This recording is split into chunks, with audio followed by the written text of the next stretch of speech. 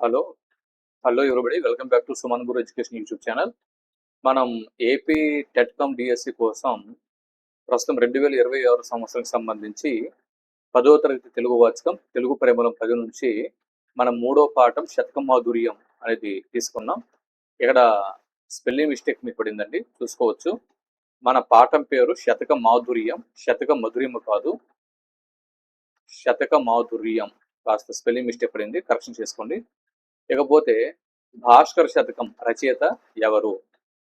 భాస్కర శతకం రచయిత Marada Venkaiah. Option T C సరైనటువంటి జవాబు. ఇకపోతే మారద వెంకయ్య ఏ కాలానికి చెందిన కవి? ఈ బిట్ కనుక మనకి ఎగ్జామ్లో కనిపిస్తే జవాబు ఆప్షన్ బి క్రీస్తు శకం 1550 నుంచి 1600 ఈ ప్రాంతానికి చెందినవాడు. అంటే 16వ శతాబ్దానికి చెందినవాడు. 16వ శతాబ్దం, మారద వెంకయ్య గారి కాలం 16వ శతాబ్దం. 16వ శతాబ్దంలో సెకండ్ హాఫ్ 1550 టు 1600 కాబట్టి సెకండ్ హాఫ్ గుర్తుపెట్టుకోండి. ఇకపోతే తెలుగులో వచ్చిన మొట్టమొదటి దృష్టాంత శతకం ఏది అని బిట్టు వస్తే తెలుగులో వచ్చిన మొట్టమొదటి దృష్టాంత శతకము ఆప్షన్ బి భాస్కర శతకం సరైనటువంటి జవాబు.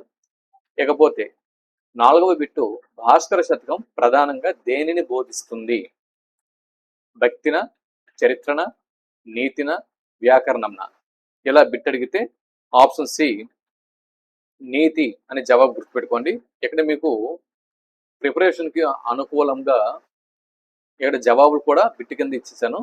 ఇవి స్పీడ్ రివిజన్కి ఉపయోగపడతాయి కాబట్టి ఇక్కడే జవాబులు కూడా ఇవ్వడం జరిగింది, గమనించగలరు.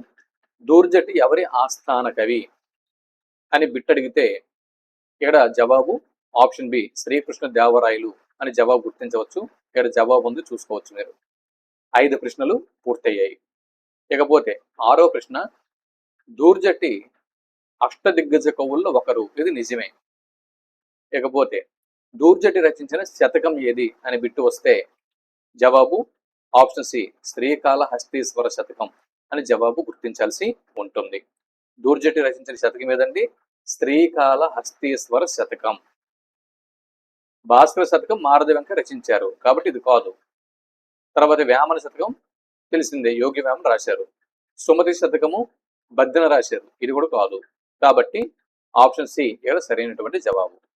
శ్రీకాళహస్తి మహాత్మ్యం అన్న రచన ఎవరిది అంటే శ్రీకాళహస్తీశ్వర శతకమైన శ్రీకాళహస్తి మహాత్మ్యమైన ఈ రచనలు దూర్జటివి అన్న విషయం మనం గుర్తుపెట్టుకోవాల్సి ఉంటుంది. జవాబు ఏ. ఇక 9వ బిట్టు, పోతులూరి వీరబ్రహ్మేంద్ర స్వామి ఏ శతాబ్దానికి చెందినవాడు అని బిట్టు వస్తే ఆప్షన్ సి 17వ శతాబ్దం అని జవాబు గుర్తించాల్సి ఉంటుంది. 17వ శతాబ్దం అంటే శ్రీకృష్ణ దేవరాయలది 16వ శతాబ్దం. అలాగే ఇంతకుముందు మనం చెప్పుకున్న మారద వెంకయ్యది 16వ శతాబ్దం. పోతులూరి వీరబ్రహ్మేంద్ర స్వామి గారిది 17వ శతాబ్దం. ఇకపోతే బిట్ నెంబర్ 10, పోతులూరి వీరబ్రహ్మేంద్ర స్వామి ఏ జిల్లా వాసి? పోతులూరి వీరబ్రహ్మేంద్ర స్వామి ఏ జిల్లా వాసి అని బిట్టు వస్తే ఆప్షన్ బి కడప అని జవాబు గుర్తిస్తారు. ఇక్కడ జవాబు ఉంది, చూసుకోవచ్చు. అయితే నేను ఈ స్పీడ్లో అంటే బిట్లు ఈరోజు ఎక్కువ ఉన్నాయి, ఈ వీడియోలో బిట్స్ ఎక్కువ ఉన్నాయి కాబట్టి ఈ స్పీడ్లో వెళ్తున్నాను. ఒకవేళ ఏమైనా ప్రాబ్లం ఉంటే కామెంట్ సెక్షన్లో కామెంట్ చేయండి. స్పీడ్ సరిపోతుందా, నేను తగ్గించాలా లేదా పెంచాలా అనేది మీరు కామెంట్ బాక్స్లో మీ ఒపీనియన్స్ చెబితే నెక్స్ట్ వీడియో నుంచి దాన్ని కంటిన్యూ చేస్తాను. 11వ బిట్ నెంబర్ 11, కాలజ్ఞానం రచించిన వారు ఎవరు? మనకు తెలిసిందే, కాలజ్ఞానం రచించిన వారు పోతులూరి వీరబ్రహ్మేంద్ర స్వామి లేదా వీరబ్రహ్మం గారు. ఆప్షన్ సి సరైనటువంటి జవాబు. కాళికాంబ సప్తశతి రచయిత ఎవరు? ఇలాంటివి గుర్తుపెట్టుకోవాలి. కాళికాంబ సప్తశతి రచయిత. రచనలు విషయంలో అంటే తెలుగు బ్యాక్గ్రౌండ్తో ఉన్న వాళ్ళు కాకుండా నాన్ తెలుగు అభ్యర్థులు ఇలాంటి విషయాల్లో తప్పు పెట్టడానికి అవకాశం ఉంటుంది. కాళికాంబ సప్తశతి రచయిత వీరబ్రహ్మం గారు సరైనటువంటి జవాబుగా దీన్ని గుర్తించాల్సి ఉంటుంది. అయితే ఇక్కడ మనం వీరబ్రహ్మం గారి గురించి మాట్లాడుకుంటున్నాం కాబట్టి ఇక్కడ ఈ ప్రశ్నకి జవాబు ఈజీ గుర్తించగలం. కానీ ఎగ్జామినేషన్ హాల్లో అన్ని ప్రశ్నలు జంబ్లింగ్లో ఉంటాయి కాబట్టి అలాంటప్పుడు కన్ఫ్యూజ్ అవ్వడం ఛాన్స్ ఉంటుంది, చూసుకోండి. ఇకపోతే వీరకాళికాంబ శతకం ఎవరు రచించారు? జవాబు ఆప్షన్ బి వీరబ్రహ్మం గారు సరైనటువంటి జవాబు.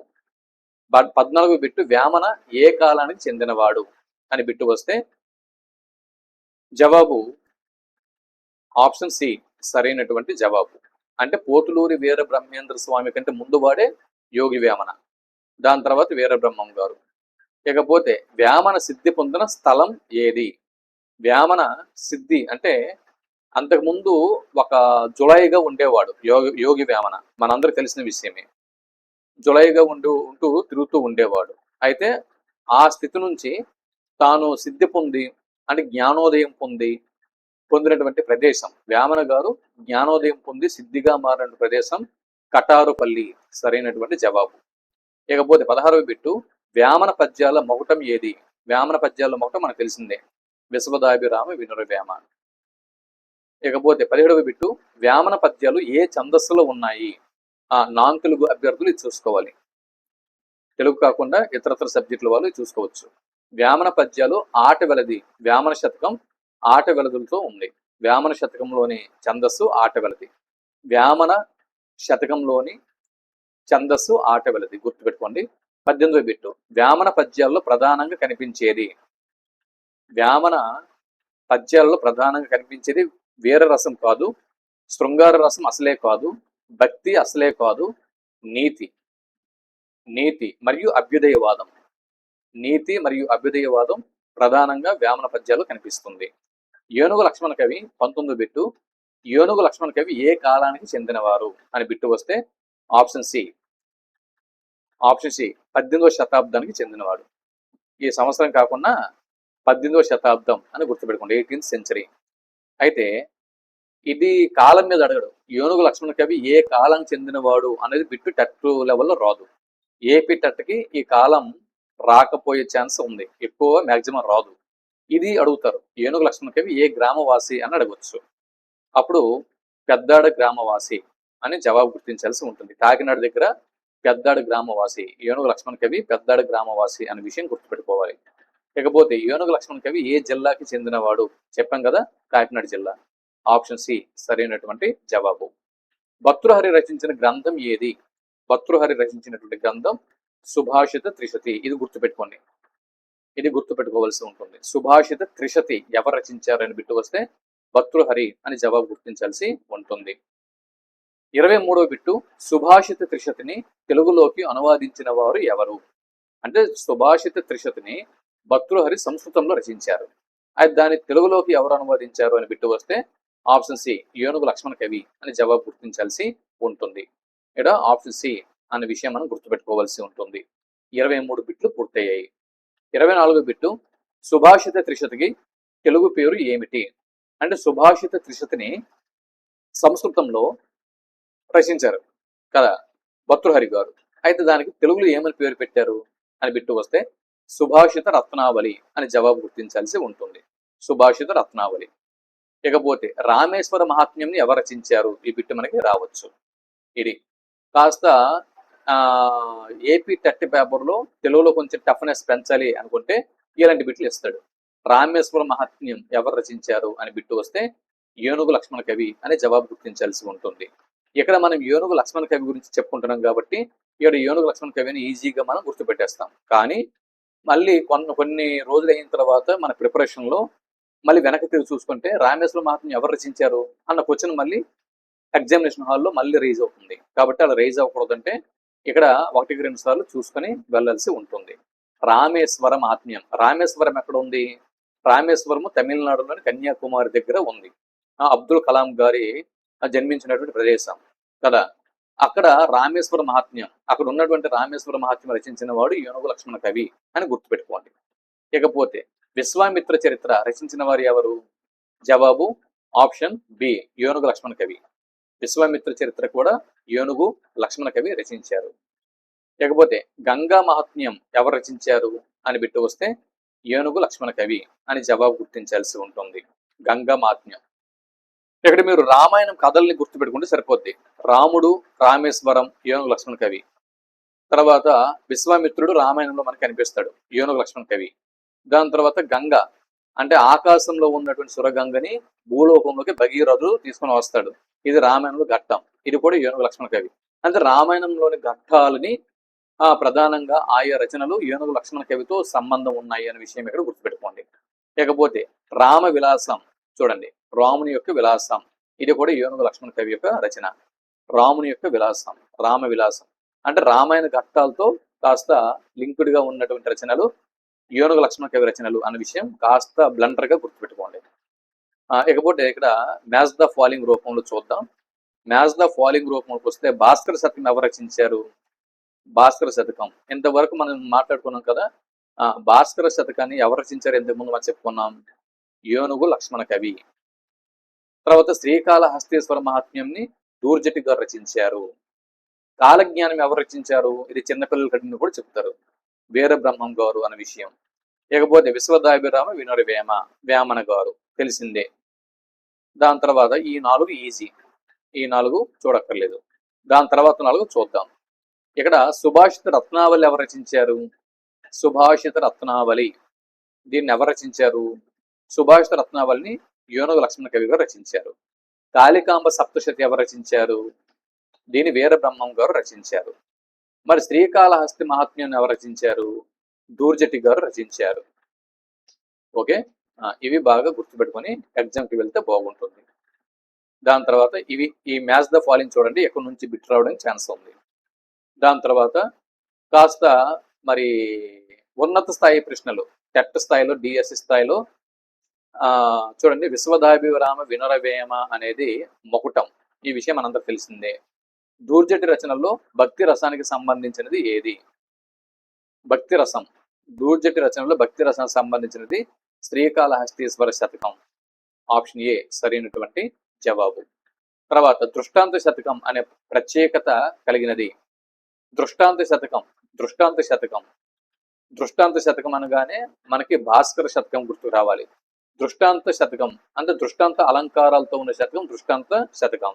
దృష్టాంత అలంకారం అంటే బింబ ప్రతిబింబ భావంతో ఒక అలంకారాన్ని అంటే ఏదైనా ఒక విషయాన్ని చెప్పడం, అంటే ఉపమేయాన్ని ఉపమానాన్ని బింబ ప్రతిబింబ భావంతో చెబితే దాన్ని దృష్టాంత అలంకారం అని చెప్పి అంటాము. ఆ విషయాలు మనం అలంకారాల గురించి మాట్లాడినప్పుడు ఆ విషయాల గురించి మనం మాట్లాడుకుందాం. ఇకపోతే కాళికాంబ సప్తశతి రచయిత ఎవరండి? వీరబ్రహ్మం గారు, ఇంతకు ముందే మనం చెప్పుకున్నాం. అష్టదిగ్గజాల్లో ఒక కవి క్రింది వారిలో ఎవరు అంటే వీరబ్రహ్మం కాదు, లక్ష్మణ కవి కాదు, వేమన కాదు, దూర్జటి సరైనటువంటి జవాబు. నీతి బోధ ప్రధానంగా కనిపించే శతకం ఏది? నీతి బోధ ప్రధానంగా కనిపించే శతకం ఇక్కడ భాస్కర శతకం. అంటే నీతిని బోధించే శతకాలు భాస్కర శతకము, సుమతి శతకము, వేమన శతకము, ఇవన్నీ నీతిని బోధించేటటువంటి శతకాలు. శ్రీకాళహస్తి శతకం అనేది భక్తిని బోధిస్తుంది, నీతిని కాదు, ఇది భక్తి. కాళికాంబ శతకం కూడా భక్తి, రామ విలాసం కూడా భక్తి. కానీ భాస్కర శతకం మాత్రం నీతులు, అంటే మనిషి సొసైటీలో ఎలా ఉండాలి ఎలా ఉండకూడదు అనేది చెబుతున్నాయి. వేమన శతకం, సుమతి శతకం, భాస్కర శతకం. ఇకపోతే ఆట వెలది ఛందస్సును ఉపయోగించిన కవి ఎవరు? ఇంతకు ముందే మనం చెప్పుకున్నాం. ఆట వెలది ఛందస్సులో ఉన్నటువంటి శతకం వేమన శతకం. ఇకపోతే సుభాషిత త్రిశతి మూల భాష, ఇంతకు ముందే మనం చెప్పుకున్నాం. సుభాషిత త్రిశతిని మనకి భర్తృహరి గారు సంస్కృతంలో రచించారని. ఆప్షన్ సి సరైనటువంటి జవాబు. కడప జిల్లాకు చెందిన కవి ఎవరు? వీరబ్రహ్మం గారు, ఇప్పుడే చెప్పుకున్నాం. దాని తర్వాత పెద్దాడ గ్రామవాసి ఎవరు? ఇప్పుడే మనం చెప్పుకున్నాం, ఏనుగు లక్ష్మణ కవి, కాకినాడ జిల్లాలోని పెద్దాడ గ్రామవాసి. 46 శతక పద్యాల ప్రధాన ఉద్దేశం ఏమిటి? శతక పద్యాల యొక్క ప్రధాన ఉద్దేశం ఏంటి? నైతిక విలువల్ని పెంపొందింపు చేయటం. ఇకపోతే లోక జ్ఞానం పెంపొందించడానికి ఉపయోగపడే సాహిత్య ప్రక్రియ లోక జ్ఞానం. శతక పద్యాలు బాగా చదివితే లోక జ్ఞానం అనేది మనుషులకి ఇంకా ఎక్కువగా అలవడుతుంది. విద్యార్థులను ఉత్తమ పౌరులుగా తీర్చిదిద్దే అంశాలు ప్రధానంగా కనిపించేవి. విద్యార్థులను ఉత్తమ పౌరులుగా తీర్చిదిద్దేందుకే శతక పద్యాలు అనేవి ఉంటాయి. వ్యాకరణం చదవడం వల్ల ఆ భాష మీద పరిజ్ఞానం వస్తుంది, ఉత్తమ పౌరులు అయిపోరు. ఛందస్సు కూడా దేనికి సంబంధించినది?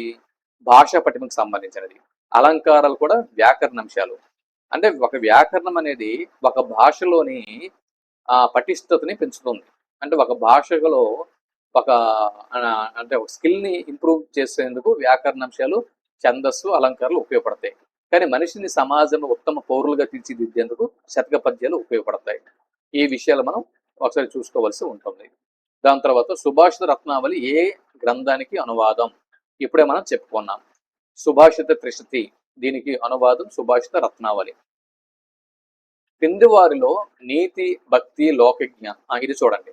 నీతి, భక్తి, లోకజ్ఞానం. నీతి, నీతి మరియు భక్తి మరియు లోకజ్ఞానం. లోకజ్ఞానం ఈ విలువలు బోధించే కవులు ఎవరు?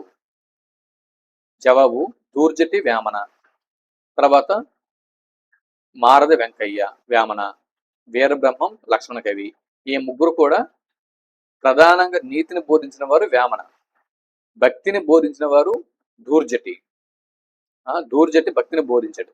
లోక జ్ఞానాన్ని బోధించిన వాళ్ళు వేమన వస్తాడు, మారది వెంకయ్య వస్తాడు, దాని తర్వాత వీర బ్రహ్మం గారు కూడా వస్తారు లోక జ్ఞానం, దాని తర్వాత లక్ష్మణ కవి కూడా వస్తాడు. కాబట్టి ఆప్షన్ డి సరైనటువంటి జవాబు. ఆప్షన్ డి సరైనటువంటి జవాబు ఇక్కడ చూసుకోవచ్చు. ఇకపోతే ఒకటి లేదా అంతకంటే ఎక్కువ హల్లులు పలుమార్లు ఆవృతమై శబ్ద చమత్కారం కలిగే అలంకారం ఏ అలంకారం? ఒకటి లేదా అంతకంటే ఎక్కువ హల్లులు, ఒక హల్లు కానీ లేదా అంతకంటే ఎక్కువ హల్లులు కానీ పలుమార్లు ఆవృతమైతే అది వృత్యానుప్రాస అలంకారం. వృత్యానుప్రాస అలంకారం. ఉదాహరణకి గట్టు మీద కిట్టు రొట్టె ముక్కను లొట్టలేసుకుని తింటున్నాడు. ఇక్కడ టా అనేది మళ్ళీ మళ్ళీ మళ్ళీ మళ్ళీ రిపీటెడ్ గా వచ్చింది. గట్టు మీద దగ్గర టా వచ్చింది, కిట్టు మళ్ళీ టా వచ్చింది, రొట్టె ముక్క మళ్ళీ టా వచ్చింది, లొట్టలేసుకొని మళ్ళీ టా వచ్చింది, తింటున్నాడు మళ్ళీ టా వచ్చింది. కాబట్టి ఈ విధంగా ఒకటి లేదా అంతకంటే ఎక్కువ హల్లులు పలుమార్లు ఆవృతమైతే దాన్ని వృత్యానుప్రాస అలంకారం అంటాము. ఇకపోతే వృత్యానుప్రాస అలంకారానికి ప్రధాన ఆధారం ఏమిటి అంటే శబ్ద చమత్కారం. ఇప్పుడే మనం చెప్పుకున్నాం. ఇవి శబ్దాలంకారం. వృత్యానుప్రాస అలంకారము, చేకానుప్రాస అలంకారము, లాటానుప్రాస అలంకారము అంటే అనుప్రాస అలంకారాలన్నీ కూడా అనుప్రాస అలంకారాలు ప్లస్ యమకము, ముక్త పదగ్రస్తము. ఇవి ప్రధానంగా ఏంటంటే శబ్దానికి సంబంధించినటువంటి శబ్ద చమత్కారం ఎక్కువగా ఉండేటటువంటి అలంకారాలు ఇవి. ఇకపోతే 53వ బిట్ని ఇప్పుడు మనం చూస్తున్నాం. భేరిక, దండ, దండ, దడాండ, దాండ, నినదంబుల జాండము నిండ అనే ఉదాహరణలో ఏ హల్లు ఎక్కువగా ఆవృతం అయింది? భేరిక, దాండ, దడాండ, దాండ, నినదంబుల జాండము నిండ అనే ఉదాహరణలో ఏ హల్లు ఎక్కువగా ఆవృతం అయ్యింది?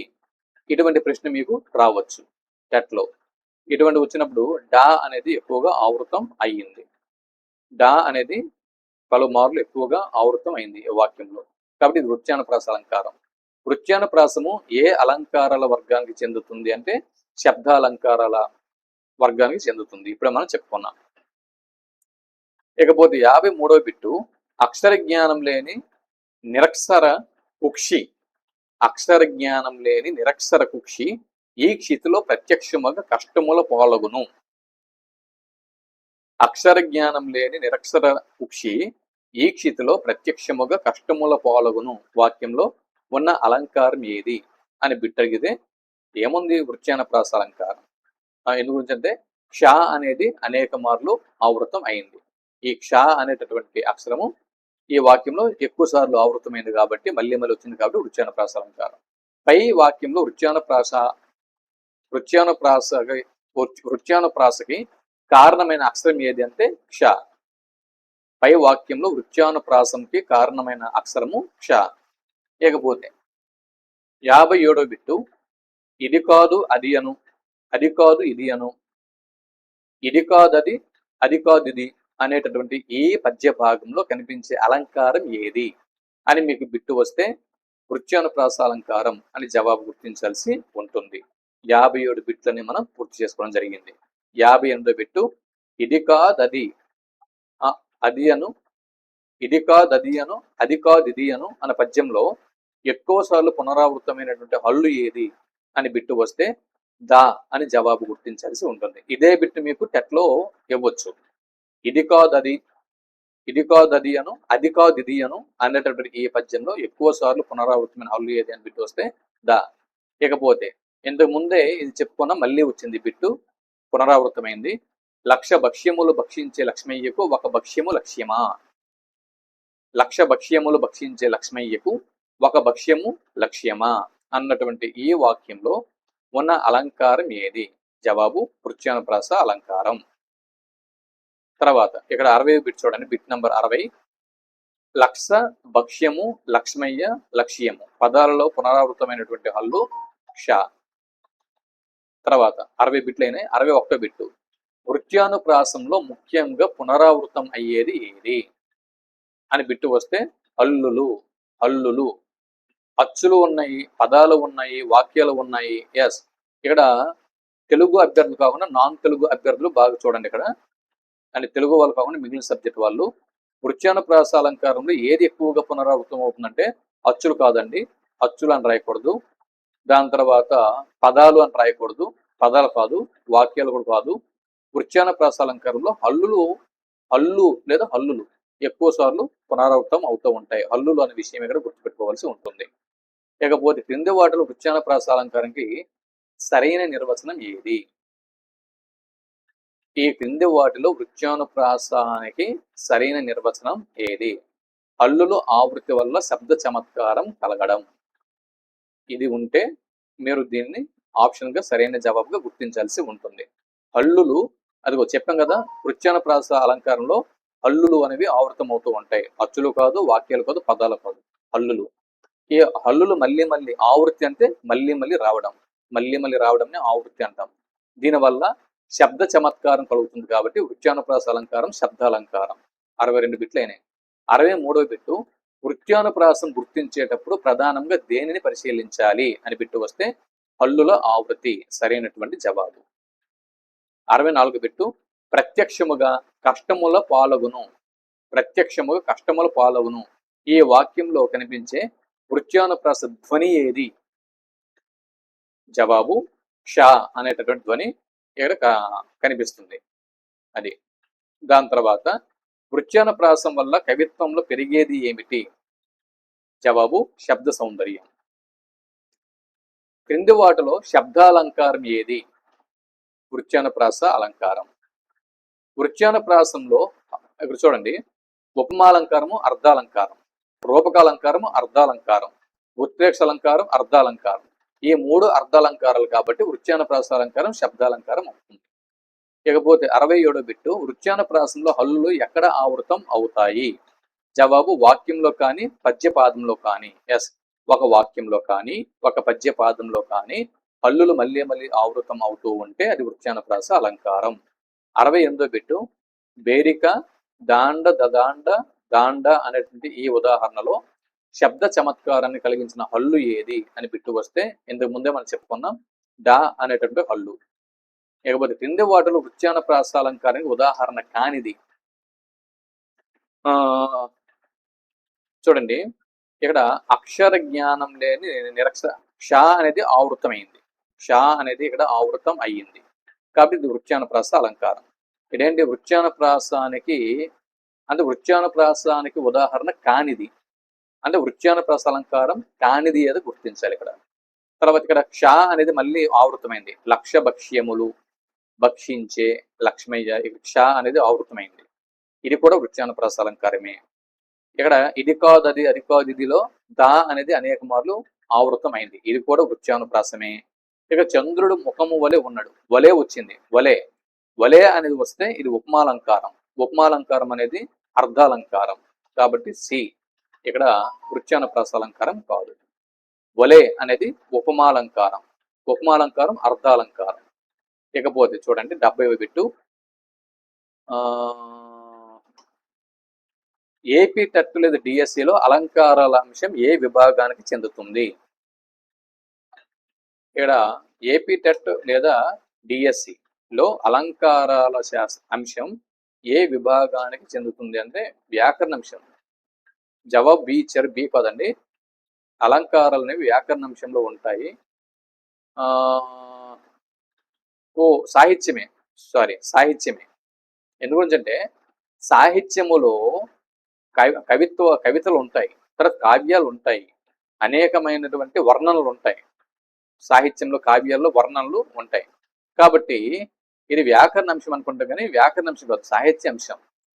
అలంకారం అనేది సాహిత్యపరమైన అంశం. ఎందు గురించి? సాహిత్యం చదివేటప్పుడు ఆ సాహిత్యం అనేది వినసొంపుగా ఉండేందుకు, అర్థవంతంగా ఉండేందుకు శబ్దాలంకారాలు, అర్థాలంకారాలను ఉపయోగిస్తారు కాబట్టి ఇది సాహిత్యానికి సంబంధించినటువంటి విభాగం ఈ అలంకారము అనేటువంటి అంశం. ఇకపోతే వృత్యానుప్రాసము ఏ అలంకారము? జవాబు శబ్దాలంకారం. వృత్యానుప్రాసం అనేది శబ్దాలంకారం. వృత్యానుప్రాసంలో ఆవృతమయ్యేవి ఏంటి? ఇప్పుడే చెప్పుకున్నాం హల్లులు అని. అక్షర జ్ఞానం లేని నిరక్షర కుక్షికి లో ఆవృతమైన అక్షరం ఏది? ష. తర్వాత 74వ బిట్టు లక్ష భక్ష్యములు భక్షించే లక్ష్మయ్యలో ఆవృతమైనటువంటి అక్షరం ఏది? ష. 74 బిట్లు మనం పూర్తి చేసుకున్నాం. దాని తర్వాత వృత్యానుప్రాసం వల్ల కలిగేది శబ్ద చమత్కారం. తర్వాత ఉపమాన ఉపమేయాల యొక్క వేరు వేరు ధర్మాలని ఇప్పుడే చెప్పుకున్నాం కదా, ఇంతకు ముందు ఇది వచ్చింది, ఒకసారి మీరు అబ్జర్వ్ చేయండి.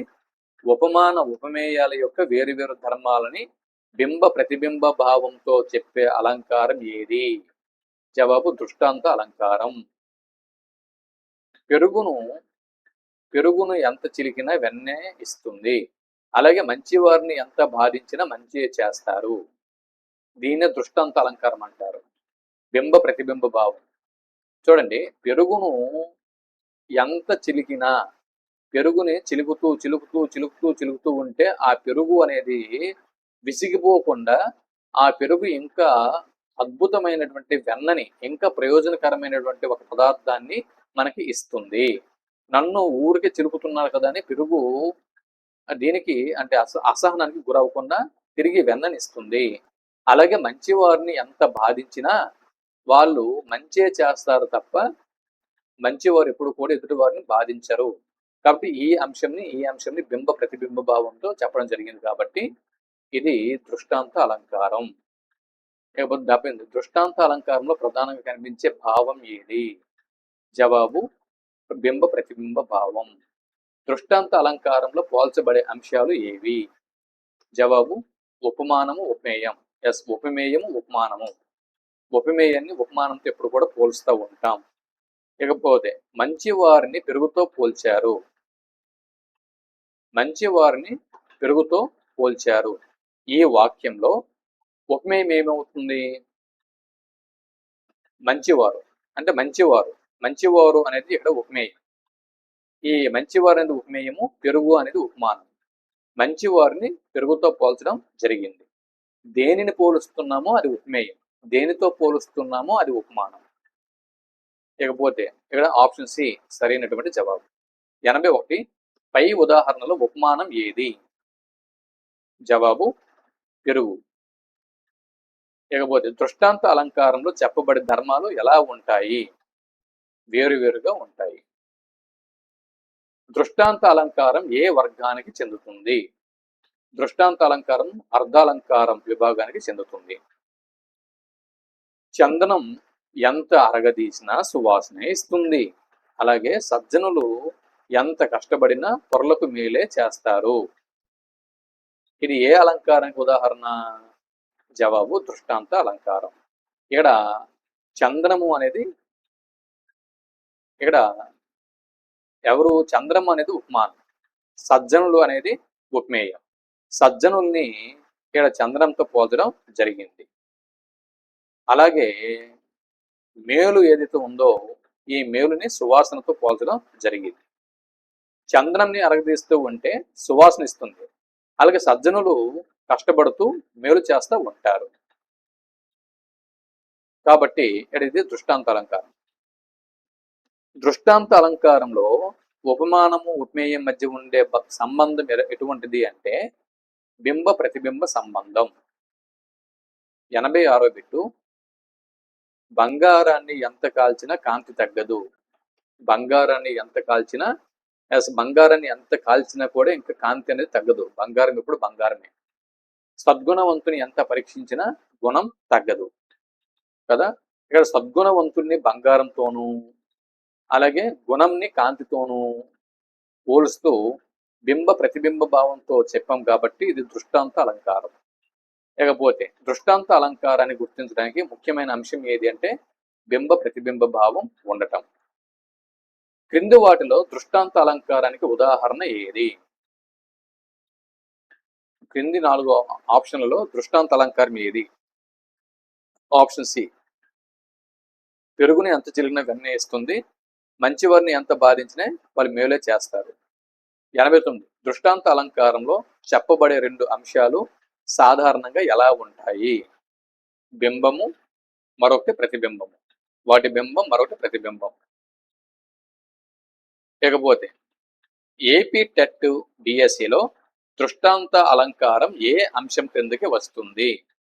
ఆప్షన్ ఏ, వ్యాకరణము, అలంకారాలు. వ్యాకరణంలోని అలంకారాలు అన్న అంశం కిందకి వస్తుంది. దృష్టాంత అలంకారం ఏ అలంకారాల ఒకటి? జవాబు అర్ధాలంకారాల్లో ఒకటి. దృష్టాంత అలంకారంలో ఏవి ప్రతిబింబ భావంతో ఉంటుంది? బింబ ప్రతిబింబ భావం ఉంటుంది. దృష్టాంత అలంకారంలో బింబము మరి ప్రతిబింబ భావం అనేది ఉంటుంది. మరి పెరుగు ఉదాహరణలో ఉపమానము పెరుగు.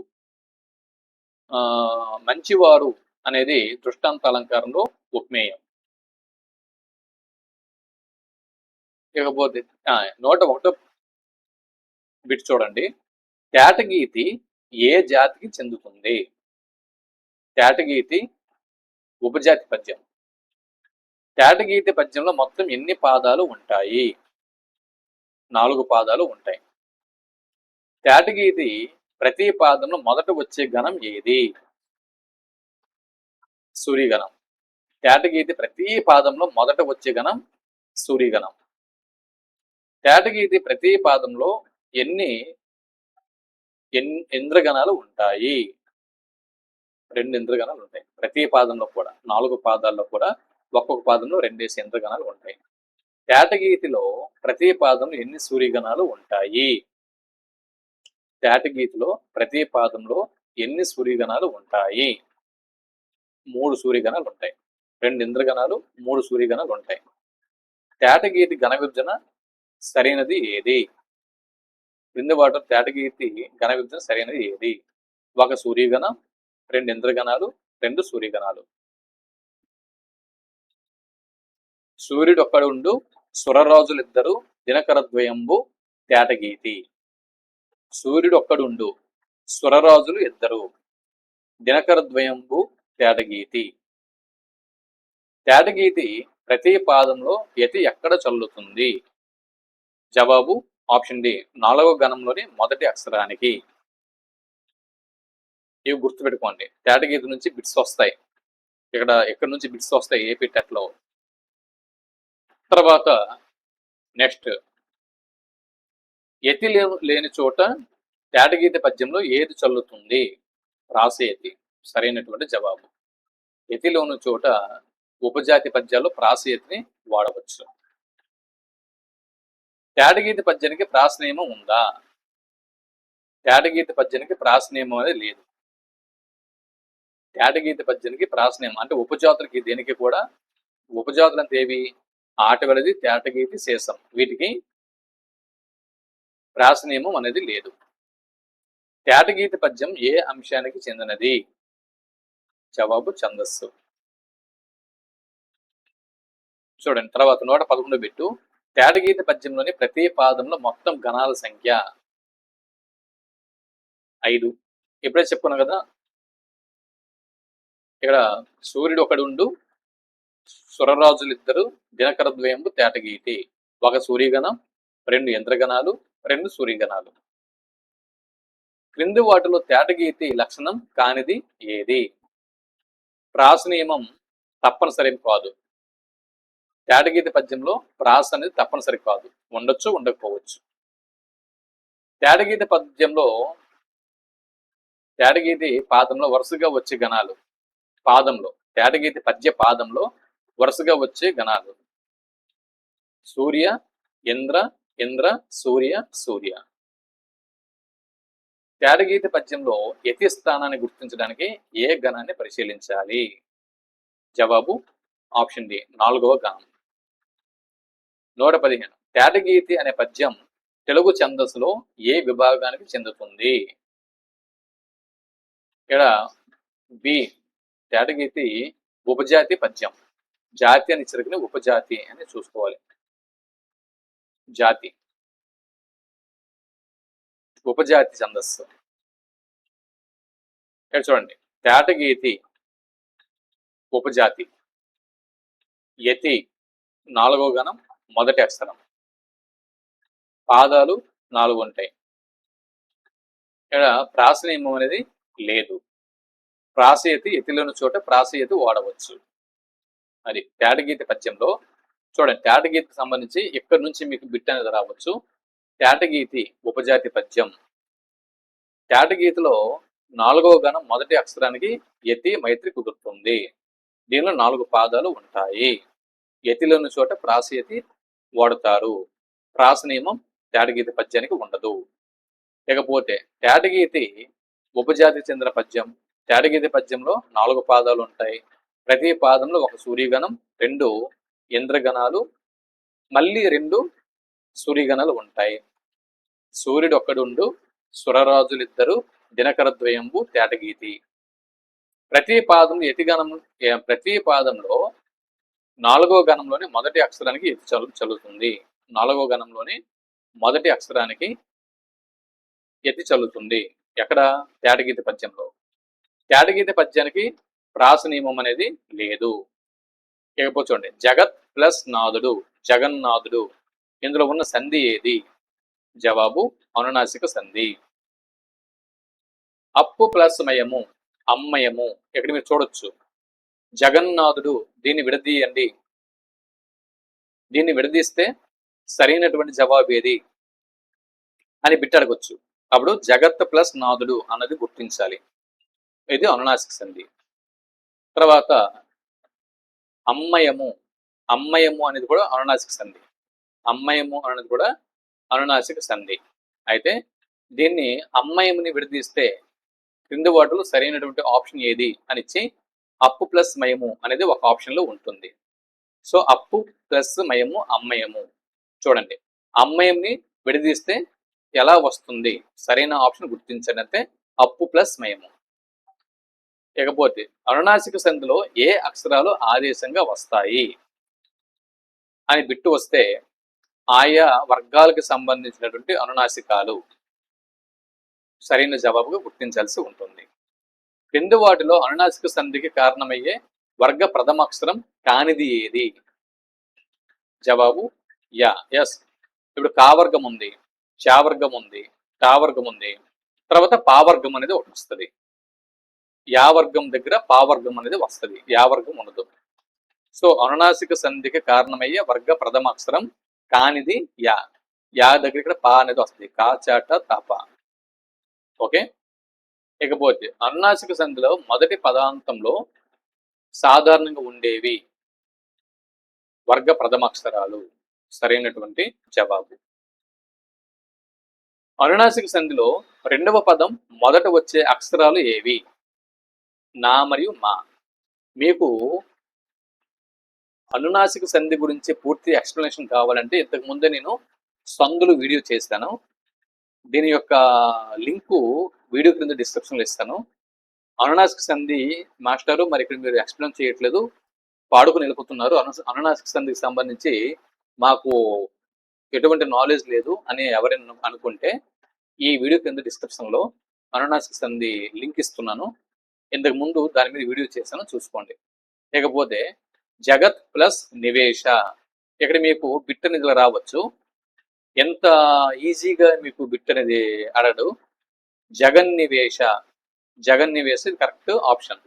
జగన్నివేశం కదా, దీన్ని విడదీస్తే సరైన ఆప్షన్ ఏది అని చెప్పి అడుగుతాడు. అప్పుడు జగత్ ప్లస్ నివేశ అని ఇది సరైన జవాబుగా గుర్తించాల్సి ఉంటుంది. తర్వాత దిగ్మండలము. ఇక్కడ ఇది తప్పు, ఇది తప్పు. ఇలా కాదు, దిగ్మండలం అని రావాలి.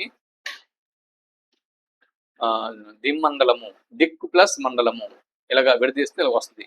దిక్కు ప్లస్ మండలము విడదీస్తే ఇలా వస్తుంది. ఓకే. 134వ బిట్ని ఇక్కడ మనం చూడొచ్చు. కా వర్గానికి చెందిన అనునాసిక అక్షరం ఏది? కా వర్గానికి చెందినటువంటి అనునాసిక అక్షరము డి. 135వ బిట్టు పా వర్గానికి చెందిన అనునాసిక అక్షరం ఏది? పా వర్గానికి చెందినటువంటి అనునాసిక అక్షరం క్రింది వాటిలో ఏది? మా. పాప, బాబా, మా. మా సరైనటువంటి జవాబు. దాని తర్వాత జగన్నాథుడు అనే పదంలో వచ్చిన నా ఏ సంధి ఫలితం? జవాబు అనునాసిక సంధి. అనునాసిక సంధిలో ఇత్తు ప్లస్ నా కలిసినప్పుడు ఏమి ఏర్పడుతుంది? జవాబు నా కింద నా అనేది ఏర్పడుతుంది. ఈ బిట్ ఒకటి చూసుకోండి. ఇప్పు ప్లస్ మా కలిసినప్పుడు ఏం ఏర్పడుతుంది? అనునాసిక సంధిలో ఇప్పు ప్లస్ మా కలిసినప్పుడు ఏం ఏర్పడుతుంది? మా కింద మా అనేది ఏర్పడుతుంది. 139. అనునాసిక సంధి తెలుగు వ్యాకరణంలోని ఏ అంశానికి చెందుతుంది? సందులు సరైనటువంటి జవాబు. 140 బిట్టు. క్రింది వాటిలో అనునాసిక సంధికి ఉదాహరణ ఏది? జగత్ ప్లస్ నాథుడు జగన్నాథుడు. జగత్ ప్లస్ నివేశ జగన్నివేశ. జగత్ ప్లస్ నివేశ జగన్నివేశ. జగత్ ప్లస్ నివేశ జగన్నివేశ. దిక్ ప్లస్ మండలము దిమ్మండలము. జగన్నాథుడు జగత్ ప్లస్ నాథుడు జగన్నాథుడు. అప్పు ప్లస్ మయము అమ్మయము. అప్పు ప్లస్ మయము అమ్మయము. సత్ ప్లస్ నామము సన్నామము. తర్వాత అనునాసిక సంధిలో ఏ వర్గ ప్రథమ అక్షరాలు ఉంటాయంటే ఇఞ, ఇనె, అన, నా, మా. ఇవి అనునాసిక అక్షరాలు. ఇవి కా వర్గానికి చెందినటువంటి అనునాసికము ఇఞ. చా వర్గానికి సంబంధించిన అనునాసిక అక్షరము ఇనె. టా వర్గానికి అన, తా వర్గానికి నా, పా వర్గానికి మా. ఈ అనునాసిక అక్షరాలు అంటే అనునాసిక సంధిలో ఉంటాయి. రెండవ పదం మొదట అనునాసిక సంధిలో రెండవ పదం మొదట నా గాని మా నా గాని మా గాని ఉంటాయి. అనునాసిక సంధిలో ఆయా వర్గ డాష్ అక్షరాలు ఆదేశంగా వస్తాయి. అనునాసిక అక్షరాలు ఆదేశంగా వస్తాయి. జగన్నాథుడు పదంలో జరిగిన సంధి ఏది? జవాబు అనునాసిక సంధి. అమ్మయము పదంలో మా రావడానికి కారణం ఏమిటి అని బిట్టు ఇచ్చి క్రింద ఆప్షన్లలో అనునాసిక సంధి అని ఉంటే అనునాసిక సంధి సరైన జవాబుగా గుర్తించాల్సి ఉంటుంది. 150 బిట్లు పూర్తయ్యాయి. ఇకపోతే చూడండి, అనునాసిక సంధి జగత్ ప్లస్ నాథుడు జగన్నాథుడు. అప్పు ప్లస్ మయము అమ్మయము. జగత్ ప్లస్ నివేశ జగన్నివేశ. దిక్ ప్లస్ మండలము దిమ్మండలము. సో ఇక్కడ కచడ తప అన్న వర్గ ప్రథమ అక్షరాలకి నా గాని మా గాని వస్తే ఆయా వర్గాలకు చెందినటువంటి అనునాసికాలు ఆదేశంగా వచ్చి అనునాసిక సంధి ఏర్పడుతుంది. సో మీకు చెప్పాను కదా, అనునాసిక సంధి స్పీడ్గా చెప్పుకుంటూ వెళ్ళిపోతున్నాను, కానీ దీనికి సంబంధించినటువంటి అనునాసిక సంధికి సంబంధించిన వివరణ పూర్తిగా ఒక వీడియోలో ఇచ్చాను. ఆ వీడియో లింకు ఈ వీడియో కింద డిస్క్రిప్షన్లో ఉంది, చూసుకోండి ఒకసారి. లేకపోతే కఠిన పదాలు వాటి యొక్క అర్థాలు. దృప్తుడు అన్న పదం ఇచ్చి దీని అర్థం ఏంటి అని బిట్టు వస్తే గర్విష్టి అని జవాబు గుర్తించాలి. తల్పము అన్న పదం దీని అర్థము పాన్పు లేదా పరుపు. భాస్వంతుడు అన్న పదానికి అర్థం ఏంటి అని బిట్టు వస్తే సూర్యుడు అంటే మ్యాచ్ ద ఫాలోయింగ్ రూపంలో రావచ్చు. కఠిన పదాలు వాటి అర్థాలు జతపరచండి అనే రూపంలో రావచ్చు. తోయము అంటే అర్థము జలము లేదా నీరు. తోయము అంటే అర్థము, తోయం అన్న పదానికి అర్థము జలము లేదా నీరు. శౌర్యము అంటే పరాక్రమము. ఖ్యాతి కీర్తి. కాన అంటే అడవి. పాటి అంటే న్యాయం. పాటి అంటే న్యాయం. ఘాతంబు అన్న పదానికి అర్థము కీడు. విమల అంటే స్వచ్ఛమైన. విమల అన్న పదానికి అర్థం స్వచ్ఛమైన.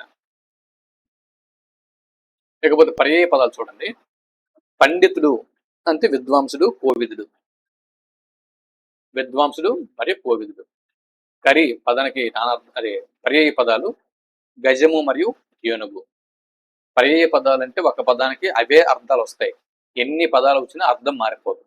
నానార్థాలు అంటే పదానికి మధ్య అర్థం మారిపోతూ ఉంటుంది. భుజగము పర్యాయ పదాలు పాము సర్పము. పక్షి అన్న పదానికి పర్యాయ పదాలు ఖగము పులుగు. హరి అన్న పదానికి పర్యాయ పదాలు విష్ణువు, నారాయణుడు. నానార్థాలు. ధర అంటే భూమి, వెల. ధర అంటే భూమి, వెల. నానార్థాలు. శ్రీ అన్న పదానికి నానార్థాలు సంపద, సాలెపురుగు. వారి అన్న పదానికి నానార్థాలు నీరు, సరస్వతి. శ్రమ అన్న పదానికి నానార్థాలు కష్టము, చెమట. మిత్రుడు అన్న పదానికి నానార్థాలు స్నేహితుడు, సూర్యుడు.